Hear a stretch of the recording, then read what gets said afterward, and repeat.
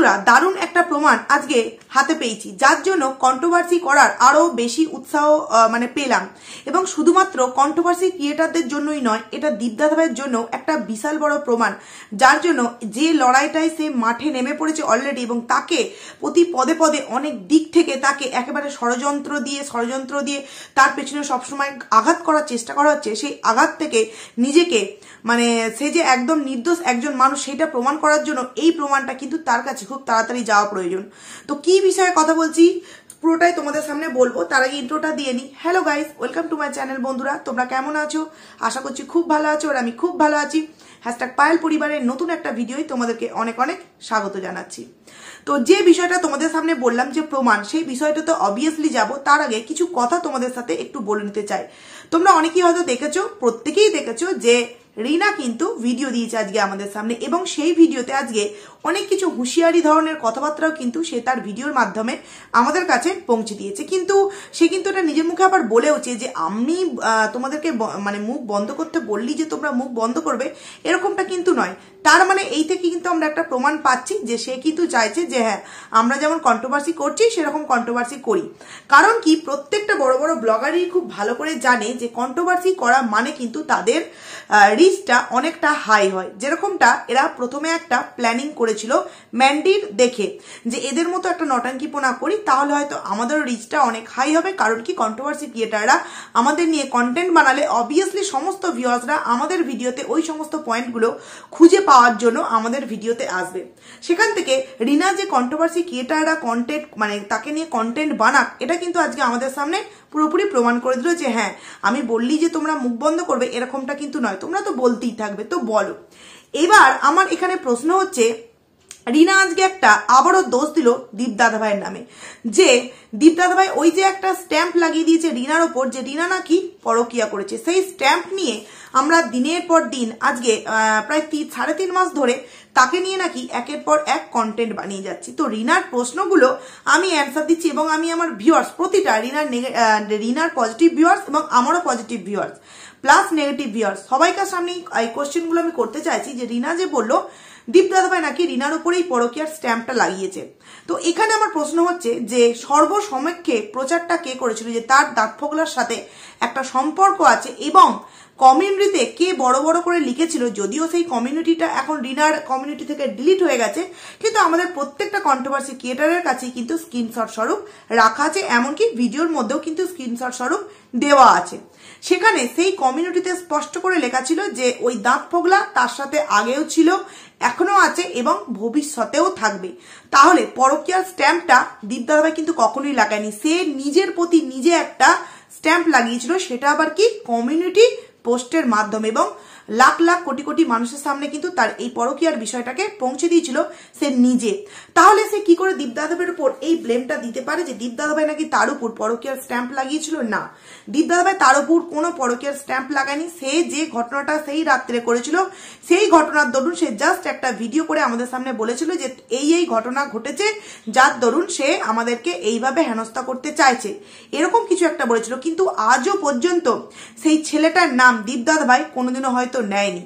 মাঝে হয়তো একবার নিয়েছিল, যখন খুব হুলুস তুলুস কাণ্ড ছিল তখন নিয়েছিল কি তাও আমার মনে পড়ছে না, কিন্তু এই নামটা আমরা পুরোপুরি আরস ভাইয়ের কাছ থেকে কিন্তু জানতে পেরেছিলাম। তারপর তো আস্তে আস্তে আমরা প্রত্যেকেই জানতে পেরে গেছি।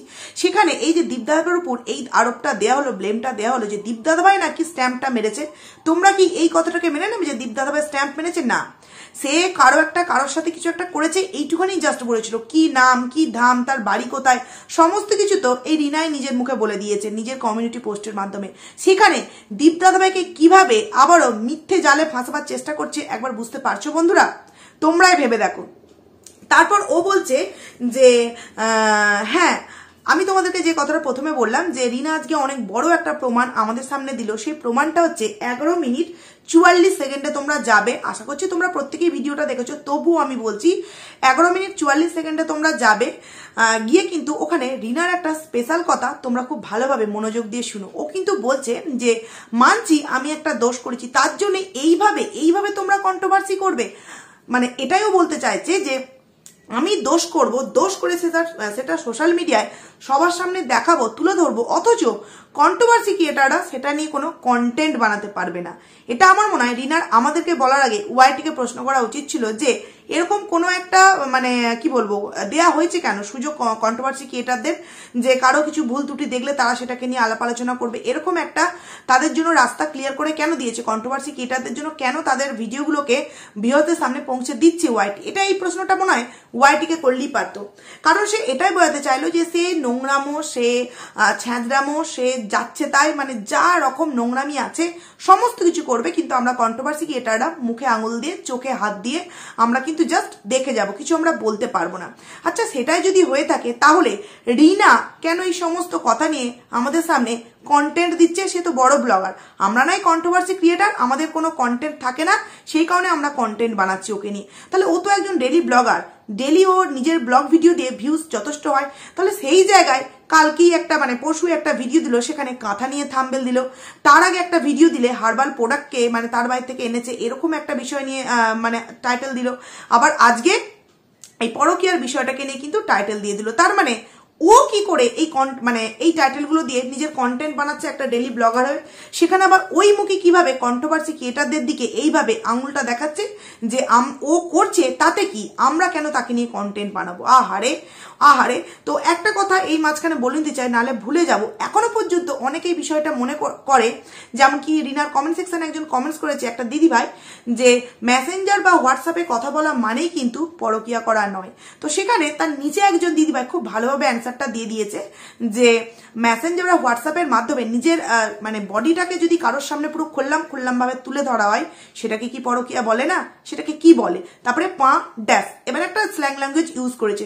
তো আমি বলবো একদম ঠিক প্রশ্নটা করেছে এই দিদি ভাইকে, যে আমরা মানছি যে হোয়াটসঅ্যাপ বা মেসেঞ্জারে কথা বলা মানেই কিন্তু সেটা পরকীয়া না, কিন্তু সেই মেয়েটা নিজের মুখে সেটাকে স্বীকার পর্যন্ত করেছে যে হ্যাঁ তার সাথে আমি পরকীয়ায় লিপ্ত আছি। তারপরেও এখনো পর্যন্ত এই সমস্ত যাকে বলে চোখ বন্ধ করে রাখা ভিউয়ার্সরা কি করে নিজেরা জোর গলায় তার ভিডিওর নিচে কমেন্ট করে আসে যে মেসেঞ্জার বা হোয়াটসঅ্যাপে কথা বললে কিন্তু সেইটা পরকীয়া হয়ে যায় না। আরে বাবা, রিনা তো নিজের মুখেই স্বীকার করেছে যে সে একটা সম্পর্কের মধ্যে জড়িয়ে পড়েছে, তাহলে সেখানে আবার তাকে ধোয়া তুলসী পাতার সঙ্গে তুলনা করার কি কোনো মানে হয়? কোনোই কিন্তু মানে হয় না। এরপর যেই কথাটা বলছিলাম যে 11 মিনিট তোমরা 44 সেকেন্ডে যাবে, সেখানে কিন্তু রিনা এই যে কথা বললো যে হ্যাঁ আমি মানছি আমি ভুল করেছি, এই যে বললো কথাটা আমি মানছি ভুল করেছি, এটা কিন্তু আমাদের প্রতিটা কন্ট্রোভার্সি ক্রিয়েটারের কাছে একটা বড় প্রমাণ যে সে নিজের মুখে নিজের দোষটা স্বীকার করেছে। এবং দীপদাদারও এই ভিডিওটা ডাউনলোড করে রেখে দেওয়া উচিত। আমরা তো অবভিয়াসলি রেখে দিয়েছি, কারণ কি ও আজকের ভিডিওতে বলেইছে যে হ্যাঁ তোমরা কন্ট্রোভার্সি করছো করো, তাতে আমার কিছু বলার নেই, কারণ কি আমরা বারণ করি যে তোমরা শুনবে, তো এরকম নয়। এরপরেও যদি ও কারোর দিকে কোনো কিছু করতে চায় তখন কিন্তু আমরা এই সমস্ত ভিডিওগুলো দেখাতে পারবো। সেখানে দীপদাদাকেও বলবো তুমিও এই ভিডিওটা পারলে রেখে দিও, কারণ ও নিজের মুখে স্বীকার করেছে যে হ্যাঁ মানছি আমার দোষ, আমি স্বীকার করছি। তাই বলে একটা মেয়েকে নিয়ে প্রতিদিন তোমরা কন্টেন্ট বানাবে, এমনকি আমার ফ্যামিলিকে নিয়েও তোমরা কন্টেন্ট বানাচ্ছ, যেটা জানো না সেটা নিয়েও তোমরা কন্টেন্ট বানাচ্ছ। ঠিক আছে, মানছি আমরা জানছি না, আমরা বুঝছি না। তাহলে আমি এই রিনা ম্যাডামকে একটা প্রশ্ন করতে চাই যে ও একটা কথা বলেছিল দীপদাদা ভাইয়ের মাকে নিয়ে, একটা পরকীয়ার বিষয় নিয়ে, যে দীপদাদা ভাইয়ের মাও নাকি কারোর সাথে কোন একটা থার্ড পার্সন ব্যক্তির সাথে যুক্ত আছে। তাহলে রিনার কাছে কি সেই প্রমাণটা আছে? তাহলে রিনার কাছে যদি সেই প্রমাণটা থেকে থাকে তাহলে এই প্রমাণটা আমাদের সামনে এখনো পর্যন্ত কেন দেয়নি? কারণ কি কোনো সম্পর্ক তার দীপদাদার ফ্যামিলির সাথে তার সাথে আর বেঁচে নেই, তাহলে এখনো পর্যন্ত প্রমাণটা কেন দেয়নি? আর নচেত তার কাছে কোনো প্রমাণ নেই, তাই সে এখনো পর্যন্ত সেই প্রমাণটা দিয়ে উঠতে পারেনি তার মানে কি বলবো তার আগের শাশুড়ি মায়ের জন্য। সেখানে তার কাছেও তো কোনো প্রমাণ নেই যে তার শাশুড়ি মা কোনো একটা বাজে সম্পর্কে জড়িয়ে পড়েছিল। তাহলে তার কাছে প্রমাণ না থাকা সত্ত্বেও সে কেন এই ধরনের কথা তার শাশুড়ি মায়ের নামে লাগিয়েছিল? এই প্রশ্নের উত্তর কি রিনা দিতে পারবে? তাহলে রিনা যদি এই প্রশ্নের উত্তর না দিতে পারে, তাহলে আমরা যে সমস্ত বিষয়গুলো প্লাস প্রমাণ স্বরূপ দেখিয়ে দিচ্ছি তোমাদেরকে ওর ভিডিওর মধ্যেই, সেখানে ও গলা বাজিয়ে এত বড় বড় কথা কি করে বলতে পারে? হ্যাঁ বলতে পারে এই কারণেই কি দাঁত ফগলার সাথে যথেষ্ট কিন্তু একটা ঝামেলা চলছে, কারণ ও আস্তে আস্তে বুঝতে পারছে যে ও হয়তো দীপদাদাকে ছেড়ে এসছে, ওটা ওর ইচ্ছা, ও আর জীবনেও ফিরে আসবে না, কিন্তু ও যে দাঁত ফগলাকে সিলেক্ট করেছে সেটা যে কখনোই ওর জন্য উপযুক্ত একটা ছেলে নয়, ও হাড়ে হাড়ে কিন্তু এখন বুঝতে পারছে। নাহলে একবার ভাবো না বন্ধুরা, যখন দীপদাদার কাছে থাকতো তখন কিনা 1300 টাকার একটা স্ট্যান্ড, আর এখন যখন নিজে যার হাত ধরে চলে গেল, যাকে নিয়ে কমিউনিটি পোস্টে দিল, তা আগেও ছিল, এখনো আছে, পরেও থাকবে, সে তার জীবনে আসার পর তার কপালে কি জুটলো?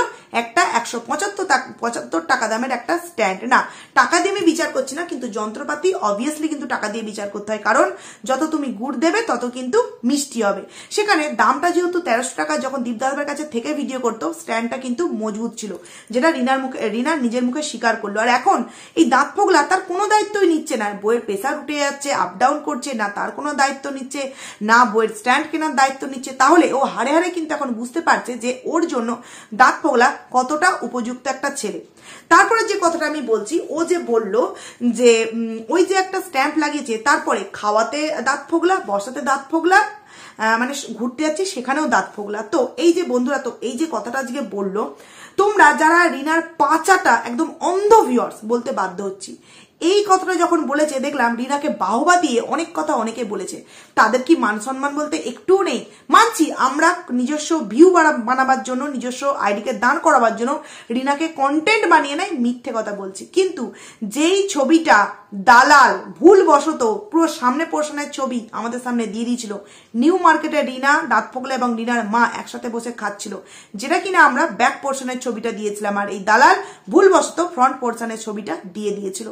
এই ছবিটার প্রশ্ন কেউ কেন রিনাকে করে না, যে তুমি বলছো যে খাওয়াতে বসাতে এমনকি ঘুরতে যাওয়াতেও নাকি দাঁত ফোগলাকে সবাই নিয়ে কন্টেন্ট বানাচ্ছে, সেখানে তুমি কেন নিজের মুখে সমস্ত সত্যটা বলো না, যে নিউ মার্কেটে যে তোমাদের যে একসাথে দেখা গেছিল, কারণ ছবি তো কখনো মিথ্যে হতে পারে না, আর ওটা এডিট করার ছবি কি ছবি নয়, যারা দেখেছো আশা করছি বুঝতেই পারছো। সেখানে রিনা সেই বিষয় নিয়ে এখনো পর্যন্ত আমাদের সামনে কোনো ক্লারিফিকেশন দিল না কেন, যে ঠিক কি কারণে ওরা তিনজন একসাথে নিউ মার্কেটে কোনো রেস্টুরেন্টে বসে খাবার খাচ্ছিল। এটার কোন রকম কোনো প্রশ্ন কেন তোমরা ওকে করছো না?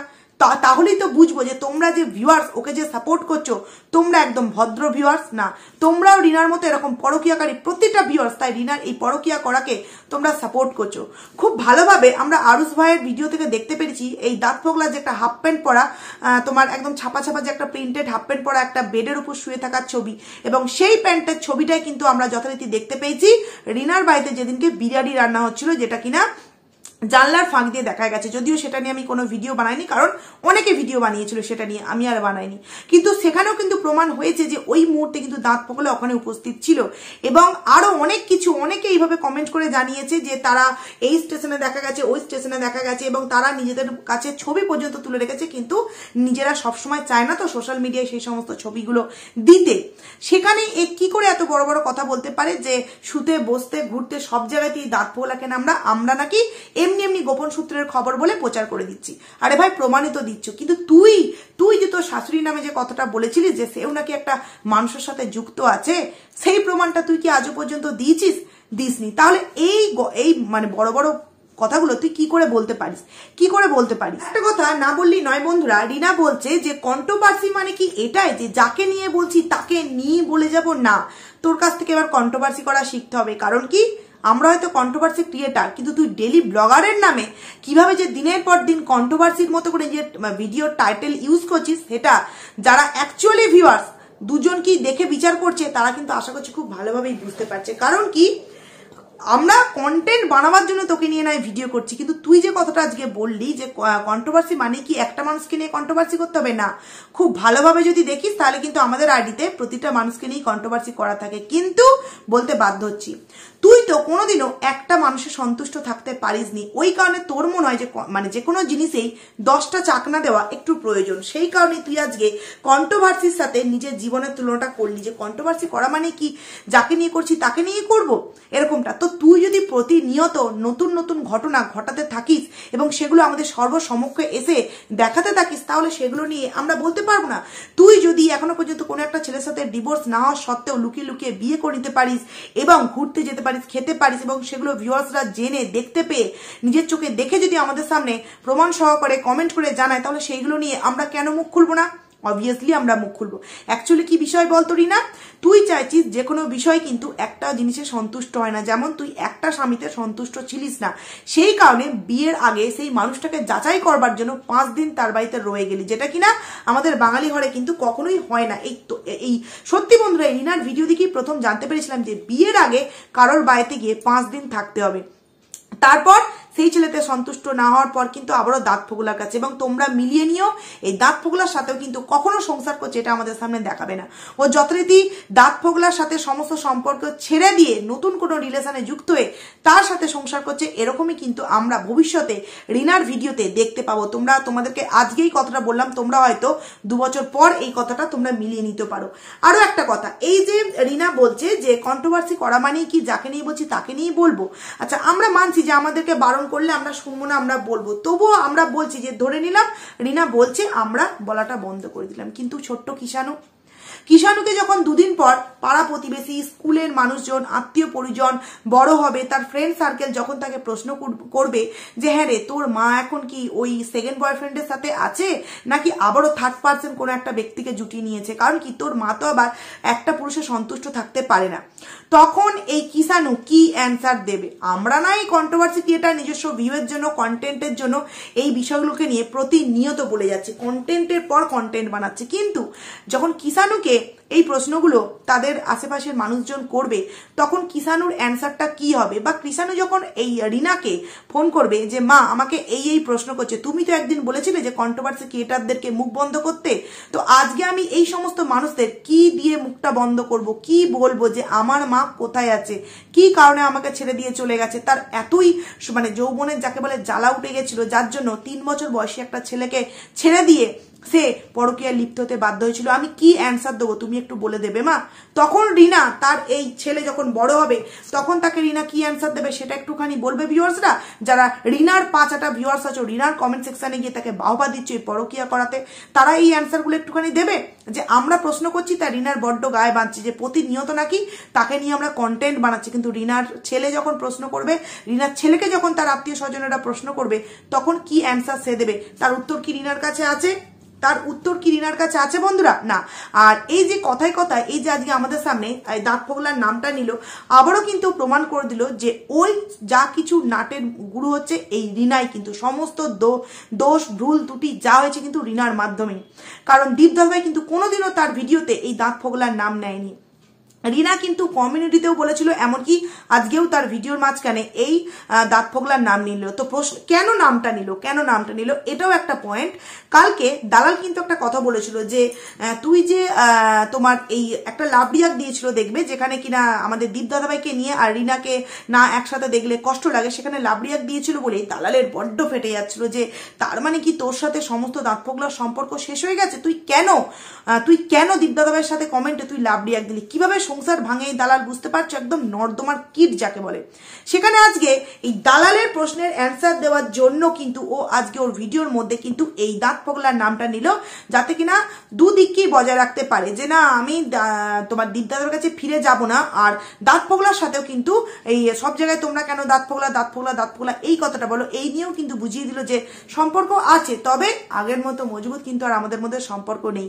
সেই কারণেই দেখছো না আগে প্রতিদিন এই দাঁত ফোগলা তার স্টোরি শেয়ার করতে ইনস্টাগ্রামে, কিন্তু এখন আর পারছে না, কারণ রিনা এখন পার্মানেন্টলি হয়তো সে তার বাপের বাড়িতেই আছে, শ্বশুর বাড়িতে যাওয়ার হয়তো আর তার ইচ্ছাই নেই, মানে নতুন শ্বশুর বাড়িতে যাওয়ার, কারণ বুঝতেই পেরে গেছে যে আমাদের তো আর রেজিস্ট্রি ম্যারেজ হয়নি, শুধু মন্দিরে গিয়ে জিনিসটা হয়েছে, সেখানে একে আর আমার ভালো লাগছে না, আমার যা পাওয়ার পেয়ে গেছি, আমি এবার একটা থার্ড পার্সনকে ধরে নিলেই চলবে এবং তার সাথে নতুন সংসারটা করে তার সাথে সমস্ত কিছু ভিডিও আমি আমার বন্ধুদের সামনে শেয়ার করব, তাহলে হয়তো আমি সবাইকার সামনে আবারও আগের মতো ভালো হয়ে উঠতে পারবে। মানে এতটা নোংরা, এবং নিজের মুখে 11 মিনিট 44 সেকেন্ড আজকে স্বীকার করলো যে হ্যাঁ ও আজকে একটা কথা বললো অনেক বড়, যে ও নিজের মুখে স্বীকার করছে যে ও একটা ভুল করেছে, একটা 3 বছরের সন্তানকে মানে মায়ের স্নেহ ভালোবাসা থেকে সারা জীবনের জন্য বঞ্চিত করেছে, একটা সুন্দর ছেলের সংসারকে ভেঙে তছনছ করে দিয়েছে, একটা শাশুড়ি শ্বশুরের নামে একটা খুনের অভিযোগ, একটা অত্যাচারী শাশুড়ি শ্বশুরের অভিযোগ, সমস্ত কিছু ব্লেম তাদের বাড়ির উপর দিয়েছে, এমনকি তাদের বাড়ির উপর চোরেরও অভিযোগ দিয়েছে। সেই জায়গা বলছে যে একটা মাত্র ভুল করেছে এবং সে প্রমাণ করছে যে সে একটা ভুল করেছে, একটা ভুল, এটাকে একটা ভুল বলে বন্ধুরা। যেই ভুলটা কিনা জীবনকে পুরোপুরি চেঞ্জ করে দেয়। এটাকে একটা ভুল বলা চলে? তো যাই হোক বন্ধুরা, অনেকটা বড় হয়ে গেল ভিডিওটা। তোমরা অবশ্যই কমেন্টস করে জানিও যে ভিডিওটা কেমন লাগলো এবং রিনার এই আজকের কথাটা দেখে তোমরা কি ভাববে, তোমরা একটু কমেন্টসের মাধ্যমে জানিও। তো চলো, টাটা।